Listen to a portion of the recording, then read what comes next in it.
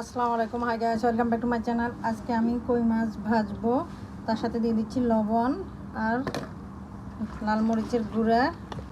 এগুলোকে ভালো করে মাখাবো।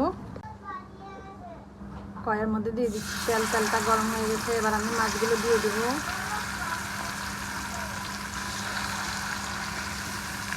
অনেকে বলে কই মাছ দিয়ে নাকি, কই মাছের তেল দিয়ে নাকি কই মাছ ভাজা হয়। আসলে কথাটা সত্যি কিনা জানি না, কিন্তু আমার কই মাছ থেকে তো কোনো তেলই বেরোচ্ছে না।